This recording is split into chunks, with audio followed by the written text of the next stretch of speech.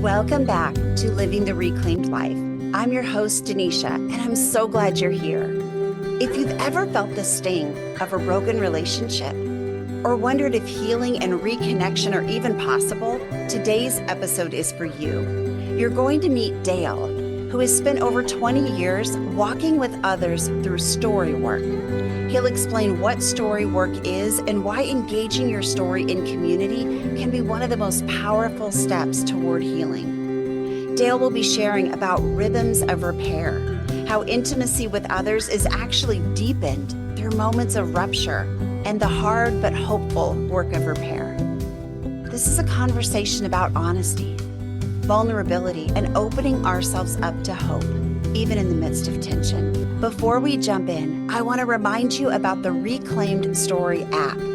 Inside, you'll find a safe community of women, daily encouragement, scripture, and resources designed to help you walk your own journey of healing. It's free to download on the Apple App Store and Google Play. Now, let's lean in as Dale invites us into the healing journey of rhythms of repair. Welcome to Living the Reclaimed Life podcast. I'm Denisha. We're glad you're here for conversations that revive hope, inspire healing, and encourage you to live a vibrant life with Christ. So grab a cup of coffee as we chat with today's guest. Our guest today has been walking alongside others in story work for over 20 years. With trainings from the Allender Institute in Seattle and Open Hearts Ministry in Michigan, he is passionate about creating safe spaces where people can bring their heartache and experience God's healing in community. As part of the Narrow Gate team in Tucson, he considers it a privilege to witness the power of connection and redemption in people's stories. I am so excited to welcome to the podcast, Dale Hodgeson. Dale, I'm so glad you're with us today. Thank you for inviting me, Denisha. Really appreciate it. So you've been doing, and we're going to get into what story work is too, because a lot of our listeners may be like, what's story work? You've been doing story work for over 20 years now. So take us back to the beginning. What first drew you into this type of work? Misery in a marriage, with my wife, Cindy, and we knew something was off. It's just things weren't right with us. And we had an opportunity to get into a couples group actually out of Phoenix. And we met every other weekend. There's like 6 couples, and we did Allender type work and story work of just going back into your history and your past, and beginning to discover what structures were built in your life so you could survive your upbringing, and then how that comes into your adult life. And so my wife Cindy and I went into this group for people who had done some significant work before that, and they invited us down a path in a safe place where we could kind of fall apart and go to war in the midst of this safe place to begin to learn and develop a rhythm of repair within our own relationship. So that took going back to figure out the patterns and things, like you said, systems you had in place. What did that look like for you? It was really difficult for me. I was very disconnected, disassociated, had everything shoved down in a small pipe with a big lead thing on top of it. So it didn't make any sense at me at all at first, but it just took time at a safe place. It took lots of grace and lots of mercy. It took people that were willing to say difficult things to me, and people to show me and guide me to places that I can't see on my own. We were unable to see some of these places that the harm is and how we treat ourselves. And so it took a lot of patience and kind care and love to walk with me slowly to whatever pace I was moving at, to help me connect to reality. I know you had mentioned that during that space, you really connected with someone in a really cool way. Tell us a little bit about that. Yeah, I would just describe that. I think I spent most of my life, fragmented. I've got fragmented stuff going on in my childhood story. So I'm just completely disconnected. So to feel someone in my heart, like first you have to be able to feel. And so this process took some time to thaw me out or, coax me off behind the wall. We talk about having a mask, hiding behind walls. So we have these structures that we use that are usually detrimental to us in order to stay safe. So as time went on, as an adult, that's the first time I remember actually connecting to a human being, because when we enter these stories of trauma, we get in a very vulnerable state, and we have certain biochemicals that are coming in and out of our bodies. And when you're in community, it's those same biochemicals that we use in trauma to stay safe, fight, flight, and freeze.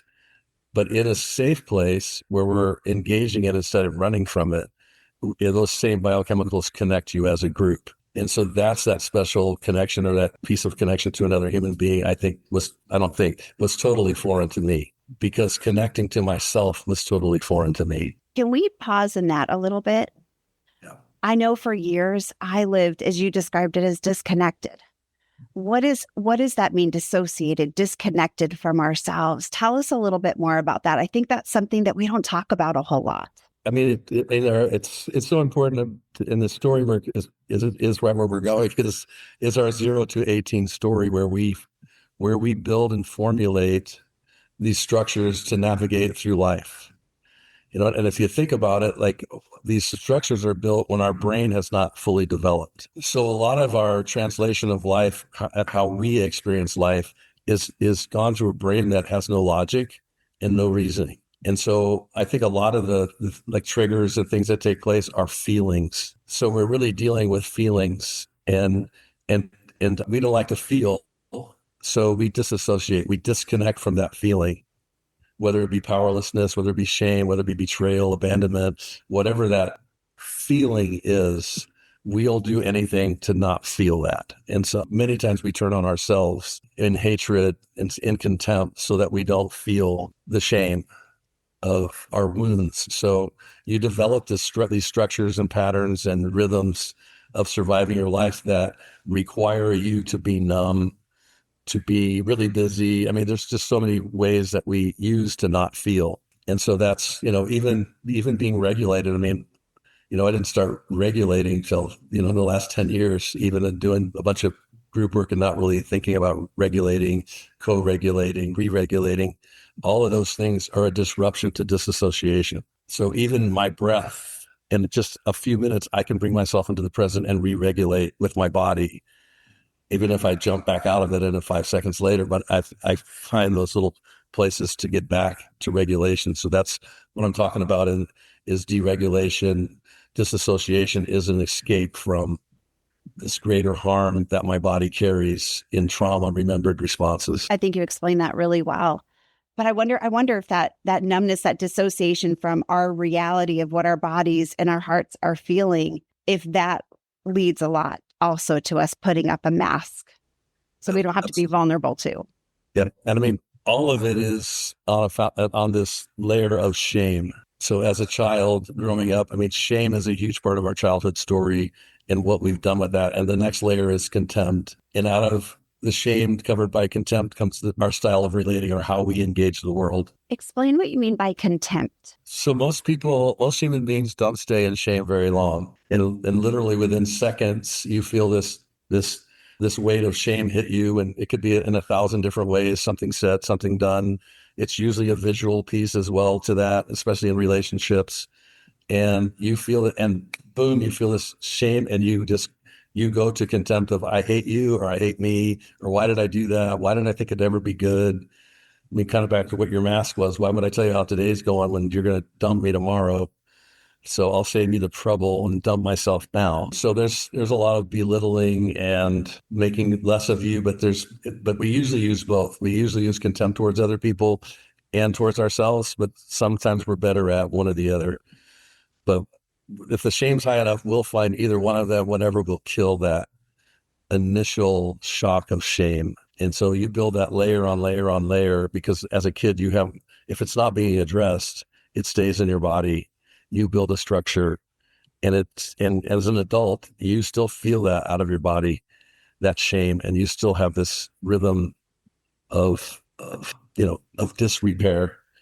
We'll talk this morning about a rhythm of repair, but we generally learn a rhythm of disrepair, which causes dis-ease or disease, because trapped trauma in our bodies causes all kinds of health issues, mental issues. And so part of this process is being able to go into that unsafe place, and through anger and through grief to have some of that trauma stress come out in community, not in isolation, which trauma isolates. Boy, doesn't it? That's so Yes. true. Why is it so important? And I know you've done a ton of work in community, so you have an expertise in this area, I would say. Why is it so important for us, Dale, to engage in a community in this type of work versus doing it on our own? It feels a lot safer to do it on our own than it does in community. And I think there's several really, really good reasons to do community, but we were created for community. And the reason that the trauma stress, it's not actually the trauma usually that causes the most damage. It's unaddressed trauma that leaves the stress in your body. It's called post-traumatic stress disorder. And so when you keep that stress in your body, it causes, so that isolation piece is huge. So, and we're talking about shame. So when you're in a community of people and you've spent your whole life in a life of judgment and self-condemnation, and you go into these stories of shame and harm in a community where there is no judgment. Like they're sitting alongside you with blessing and not condemnation. And they're your witness as you connect to this young part of you in a story. And that's a huge healing piece. It's validation. It's having a face. It's having a witness. It's the safety the group brings.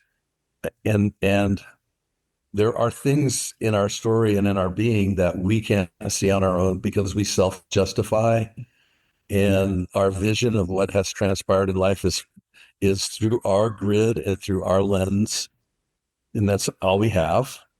And a big part of that is done through most of nonverbal and very little verbal and immature brain. And then we have adults sitting around us that hear, smell, taste, because they can feel things that we can't.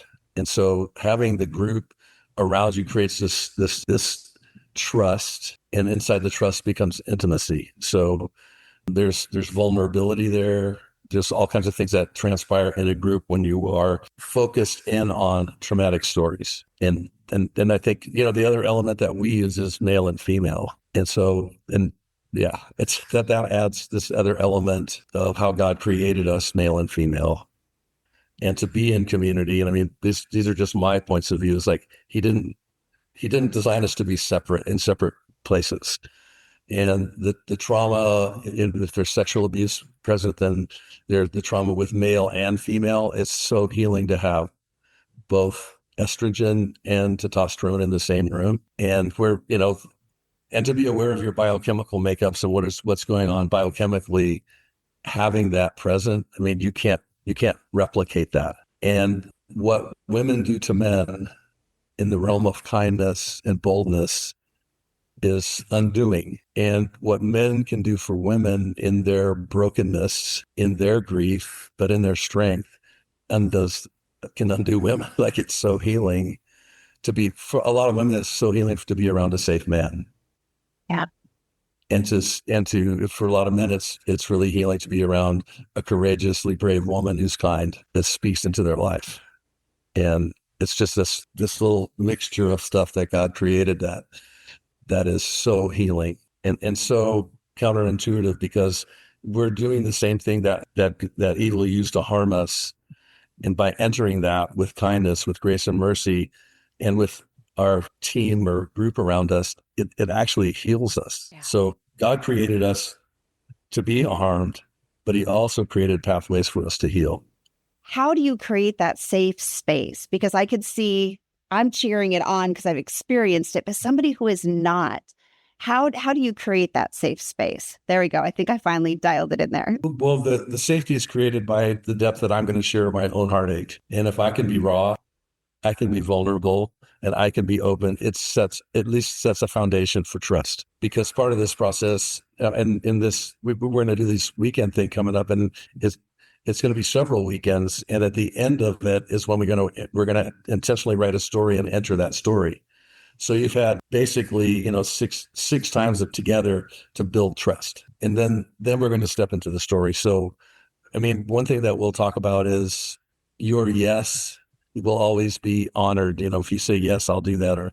But your no, if you say no, that will be celebrated. So part of our process is about the power of choice, and you get to choose what's safe and what's not. You described a lot of discomfort, and this is a very disruptive process. And we purposely want you to be uncomfortable, because if you're not uncomfortable, you're not going to change. You're not going to move. I mean, all change is disruptive. This process is disruptive. Redemption is disruptive. And so it's the building of the trust at the front end, but each participant is the translator of trust. Each participant is going to decide themselves what they want to share and how they want to share it. And again, if we get to a place and it's no, your no will be celebrated. So we want people to have a voice. We want it to be a place where we invite conflict. We invite people to tell the leader, hey, you just missed me, or you just stepped all over my feet, and so we can engage conflict, because we are into repair. We are not into perfection, since nobody's perfect. And this process, I think a thing that can often get lost is, and we talked about contempt, oftentimes we harm ourselves more than our abusers. And so our own self-hatred, our own contempt is a place that we will spend time talking about. And it's this process is about you repairing with you. This isn't about changing somebody else, fixing your circumstances in life. This is about treating you and the power that you have and how you care for your trauma responses, for your trauma stress that's in your body. And how do you care for your hope? And that's what this whole process is really about, because nobody's going to come into this group that somewhere buried under or maybe on the top of it is wanting change. They want more out of life. And this is a process about more in the realm of relationship, and specifically in the realm of intimacy and love. Yeah.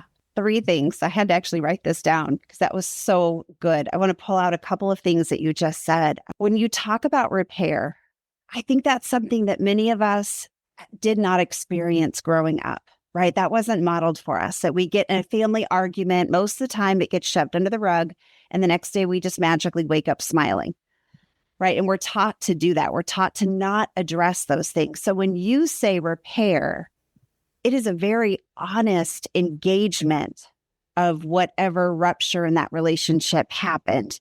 Tell us a little bit about that. And then I have a couple other things I pulled out of what you just said, because that was so rich. And for me, a big part of my life and my conversation as we go through this kind of work is having a rhythm of repair. And that reflects the fact that a repair is not a one-time deal. And just because we have repair doesn't mean it's not going to pop back up again, because we're human beings. So I'm not shocked when we have to go into repair. I'm not actually, if I'm the offender, like I'm not actually, delighted, because I still have shame responses and defensive, but I'm committed to it. And if you're committed to repair, then it brings out a whole realm of safety that I don't have to walk on eggshells. If I'm filling too much space, then that's how I control my world. I know you're going to step in and say, what are you doing? So there's this other tension that comes with this repair piece. So a rhythm of repair is instrumental. And I view it as a flawed human being with a perfect God. Like, my first rhythm of repair is with being God. And I love the prodigal story, because that's how I envision this rhythm of repair. And you said we didn't get it modeled as kids, and neither did I, but I don't know that anybody got it modeled as the prodigal son got it modeled, because in his deepest shame, the first thing that happens to him is he sees his father coming to him, and he kisses him on the neck. The father's actually bowing down to him. But what I love about that is this grace and mercy piece that I have struggled a lot with, and still am in the process of struggling with. That is, it's a sensual place on your body. Like, it does so many things to me. That's where you go with a little kid to tickle them. And so the first thing that happens in your deepest shame is you get this kiss from your father on the neck. And I love the sandals, and I put that in as grounding. Like, he gives us our old shoes, gives us new shoes to ground us. He covers us with a robe in our nakedness of shame. He gives us a ring that shows that we belong. And then he brings community in to celebrate us. And so that's my view of my rhythm with God. And for me, it's also a place where I can be a real human being and tell God what I'm really thinking and feeling in all my rawness. I mean, lament is so important in this process as well. And God, in my opinion, welcomes my lament. And oftentimes these things end in a deep and meaningful place of awe instead of self-condemnation. So that the first rhythm is with God. The second rhythm is with me. If I've harmed myself more than my abuser, then I've got some work to do here. And how do I connect? And how do I go into this place? And how do I begin to bless myself instead of curse myself? And what stories do I need to tell to help move some of these things out? And, we won't get into of vows and agreements and things of that nature, but there's all kinds of things that go on, in that realm, soul ties and things of that nature that happen. But that's what this rhythm is about for me, caring for me. So I can do that as an adult by re-regulating through breathing. I mean, I re-regulate every day multiple times, but I don't do that if I'm not aware. Yeah. And then my rhythm of repair with other people are that I think that some of the real difficult things with that is like, there's two sides to every story. That's true. How one person perceived it and how you perceived it. Yeah. And I think if you think about, I'm just talking about, let's say me and Cindy, my wife. So we have a long history with each other. And we have lots of hurts and things. So we have a conflict and we're triggered. So now we're not in our adult brain. So now you got two kids going at it. Yeah. And to be able to re-regulate, to realize there's two sides to every story, and to realize that it's not exactly what I did or said, it's how I was experienced by that person. So I have to calm myself down. I have to be curious about the person's deal, and I have to be curious about my own judgment or defensiveness back towards that person.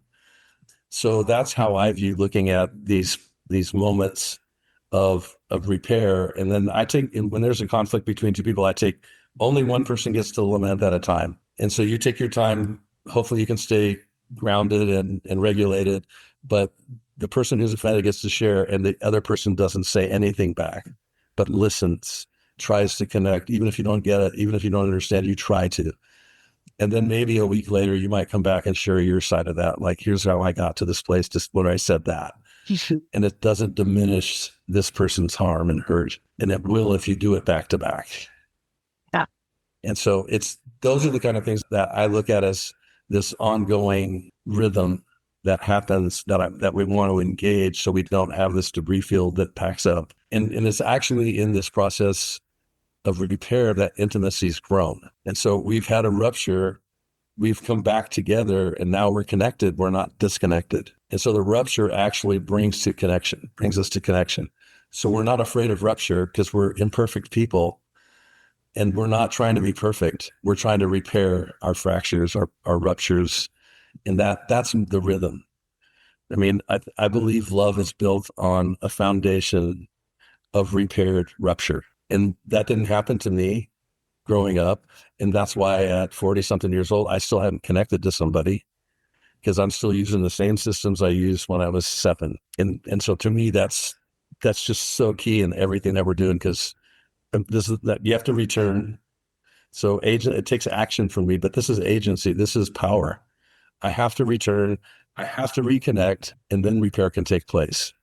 And I have power to do all of those things, and especially in the realm of the care of myself. Mm-hmm. And now I'm not expecting Cindy, my wife, to fill this place that I harm myself, and I'm the only one that can do that. And that's the importance of this process and storytelling, and why community is so helpful, because you just don't get it. Like, it's a process of coming undone and being built back up, and that God and all those things, and uses people, and it's a process. It's so counterintuitive to how the world around us works. But I would rather learn how to have a rhythm of repair in my life, even if it's not reciprocated by people who are not into story work and doing this type of work. It just seems so counterintuitive to everything that we're seeing out there. So much even that we see in the body of Christ. We don't turn and have conversations often. We just make assumptions or judgments, and we turn from, we leave our church, we go find another church. That repairing of coming back together. as you're stating this, I'm like, this is my hope for all of humanity, that we can do this. I mean, that's a big hope, right? Yes. World peace. But Yeah. I think that's such a big part of being able to come back and connect with other people in a really human way versus I'm right, you're wrong, that's it. And you even mentioned something in what you said about it's not about my perception of what happened, it's how the other person experienced me. Yeah. Man, this world would be such a better place if we engaged in these types of rhythm of repair. Yep. Yep. And I think that what's important to remember as well is like you can't invite somebody in a process that you've never been to, like a place you've not been to. So what's so important about doing ongoing story work is because there's redemption, there's reclaiming, there's taking back things that were trashed or stolen or robbed, that I can invite you to the place that I stopped doing that. Mm-hmm. So this rhythm of repair, it gets richer and richer and richer as you do your own story work and you learn how to have grace and mercy upon yourself as God offers to me. Then I can better extend that grace and mercy to someone else. Instead, I can't just jump from God to, God does this and just skip me and jumps over to you. So the awareness is such there's so much power in awareness. Mm-hmm. Like if you're not aware, like what choices do you have? And again, being regulated, like I'm not aware when I'm unregulated. Something else comes along or there's a dip in the day. Oh man, I'm so dysregulated. And so it's an awareness. So once I become aware, I can then begin to care for myself, re-regulate, and then make different choices than I did if I was just in this blasé moving along in life.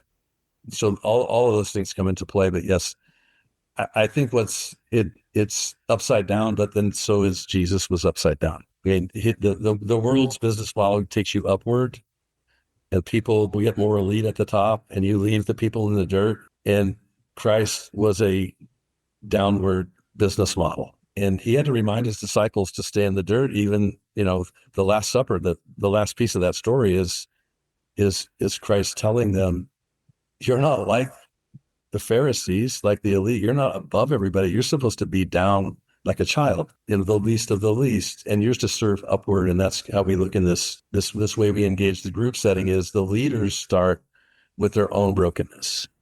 Like I've been doing this for 20 years and I'm a mess and I'm in a rhythm of repair, and I have choice and I'm not a victim. And if you're around me long enough, we'll be in some form of repair because I'm going to offend you. I'm going to disappoint you. I will, and you'll disappoint me. And if we have this, there's a lot of safety in that. There's a lot of hope in that. And when you repair, there's just a special closeness that comes. Yeah. That because we know that there's also a force that does not want us to repair. Right. Yeah, that's so true. And you do this story work you do is in very small groups. Yes. And you have a couple of leaders in your ministry that help lead. So you may have 8 people come together. And I know we have a couple of podcast weekends coming up with your ministry and we're full, you guys. We didn't even have a chance to advertise it. I think that as humans, I think we are so hungry for the real because we've had the, push it aside, just allow our bodies to dysregulate, do what we need to do just to survive. We've been in survival for so long that I really feel like a lot of people are ready for the real and to dive into those stories. So we have 3 podcast weekends with Dale and his team coming up this fall, and they are already full. So we don't say that out of a tease. We say that out of, we're going to have more coming up. So stay tuned and we'll introduce some more in the spring as well. So small groups, and I can imagine that's probably important for safety. What else should we know about story work, Dale? If this is completely new to us, what else should we know about this? It's incredibly disruptive. What does disruptive mean? So if you are disconnected and disassociated, you're not connected to your story, you have your own rhythms. I will call it spinning. We spin. And then as you start making connections and see that you do have choices to do things different ways, in our relationships, a lot of people depend on us to be dysfunctional. So good. Yeah. And so when you decide I'm not going to participate in the dysfunction and I'm going to offer an off-ramp off the drama triangle, the victim, the persecutor, and the enabler. My off ramp is a repair. So I'm not just going to stop. I'm going to stop for a reason, and I'm going to tell you what that reason is, because there's going to be a conflict with you and I. And I desire that we go through a repair process because I desire more intimacy. And you may not agree with that. And so things that just spun and popped up here and there, all of a sudden, when you change, I mean, in my mind, I think about sticking a stick through a bike spoke as it's going. All the spokes go and the wheel just falls off, and it can have that kind of effect, depending on your situation and your relationships. But it's disruptive because you're going from disconnection to connection. You're going from cursing to blessing, and you're going to put some real value on your own heart and say, I won't do that. You'll have containment. You'll have some boundaries and say, I'm not okay with this anymore. You're going to have a voice and an ear, and hopefully you'll be in this repair piece because you're going to screw it up too, even though you invite people in because you're still human. But that's why it's a rhythm, because we keep coming back. But it's that piece that no one's doing. You just mentioned nobody even does that. So when you pop up out of the grass and start wanting to do that and start talking about things that don't make sense to anybody, like contempt structures and shame and my relational style and blessing, not cursing, then, they want you to get back to where you were. Yes. So what do you do say you have a family member and you begin to take on this posture of wanting to repair, wanting to reconnect, wanting to own your piece of it, and wanting to share honestly your experience, right? So if you have a family member, let's say, or a friendship, and you go and approach this, what if it is completely not reciprocated? How do you process that personally? Well, hopefully you'll process that through grieving, not demanding. So we want our desires to stay alive. We do not want our desires to turn into demands. And so, here's hope, because I want more intimacy with you, but you won't participate with me. And that's the grieving part. And that's the grieving part. But that's the part that was dead before. Right. I didn't seek intimacy with you because I'm spinning, or I'm disconnected, I'm dull, I'm whatever you want to call it. But now that I'm connected, and now I say, hey, I love you, and I want to know you more, and here's something I want to talk about, and it's off limits. I mean, I still love you. And it changes our relationship because I need to keep my heart soft through grieving. And one of the other processes that is helpful in this story work is I learn how to grieve. And so if you can learn how to grieve, then you can process a lot of trauma, stress, and to keep hope alive. If you don't grieve, you will stop hoping. You will shut your heart down. So, those are all great questions, and they're all fluid, and they're all different because different family makeups. But the biggest thing is some people won't want to do anything with it. And some people become unsafe because of that. Some people will be like what you mentioned, where, like my mom, I wanted to connect in a deeper way with her, and it wasn't available to me. She wouldn't make it available. And she did so many awesome things in my life. Like, she touched my family, and she was a great woman, but she would not let you to her heart. And so I can hold her beauty, and I can grieve the loss that she never took her mask off. And I never got to connect to her from my young place. And we never got to talk about harm done to me because that was off limits. And simultaneously, she did some fantastic things in my life. Yeah. Yeah, for my family and my kids. It's both. Anything more about story work or repairing intimacy that comes from repair that you want to share, Dale? I love tapping into the wisdom that you have. Yeah, I think if the two words I like people to remember is grace and mercy. And grace and mercy isn't about enabling or excusing. It's about judgment.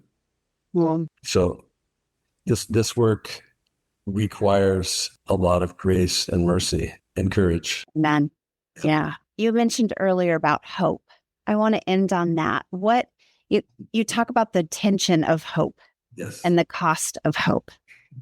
Tell us a little bit about that. Why does this process bring so much hope? For myself personally, hope was the main vein that evil came to rob, steal, and destroy with me, was through powerlessness. So hope was I tried to refuse. It kept popping out because I'm human, but I spent most of my life trying to kill hope because it's too dangerous. It's too much risk. And all of these things that we've been talking about that keep us shut down and separated, when we start entering those and we start repairing in our own lives, it opens the door for hope. Like, we are wired for love, to be known, to be seen, to be cared for, and also to offer that back.